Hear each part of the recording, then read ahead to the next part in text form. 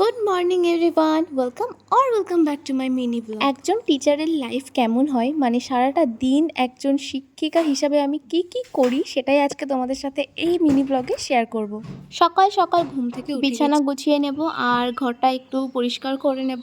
তারপরে আমি ব্রাশ করে নিচ্ছি, ব্রাশ করেই চলে গেছিলাম রান্নাঘরে। ব্রাশ করে সোজা চলে গেলাম রান্নাঘরে। আমি বানাচ্ছি বিট, গাজর আর আমলকির জুস। যদিও আমলকিটা আমি ইউজ করিনি কারণ আমার গলার মধ্যে ইনফেকশন হয়েছে, এখন টক খাওয়া যাবে না।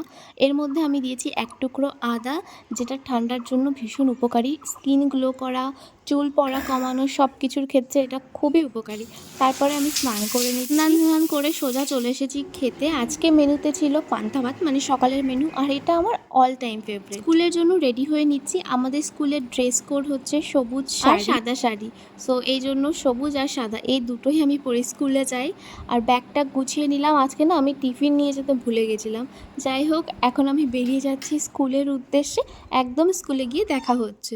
স্কুলে পৌঁছে গেছি আর পেছনে দেখতে পাচ্ছ আমার স্টুডেন্টস, ওরাও চলে এসেছে। সবার প্রথম ক্লাস শুরু হয়নি এখনো, আমি জাস্ট তোমাদেরকে রেজিস্টারটা দেখাচ্ছি। ওই বেঞ্চে গিয়ে বস। সামনের বেঞ্চ ফাঁকা রেখে পেছনের বেঞ্চে বসেছে সব কটা। এরকম বোধহয় ছোটোবেলায় আমরা সবাই করেছি, সামনের বেঞ্চ ফাঁকা থাকলেও পেছনের বেঞ্চে গিয়ে বসেছি।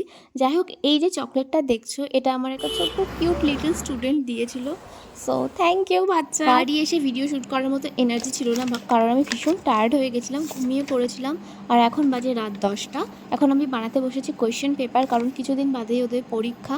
একটা ডেমো কোয়েশ্চেন পেপার আমাকে দেওয়া হয়েছিল, সেটা দেখেই আমি বানাচ্ছিলাম। অনেক রাত পর্যন্ত আজ আমি কাজ করেছি। আসলে প্রতিদিনই এরকম করতে হয়, স্কুলে যাওয়ার আগেও স্কুলের কাজ করতে হয় আর বাড়ি এসেও স্কুলের কাজই করতে হয়। টিচারদের লাইফে কিন্তু শান্তি নেই, আর ছুটি সেটা তো আমাদের স্কুলে পাওয়াই যায় না।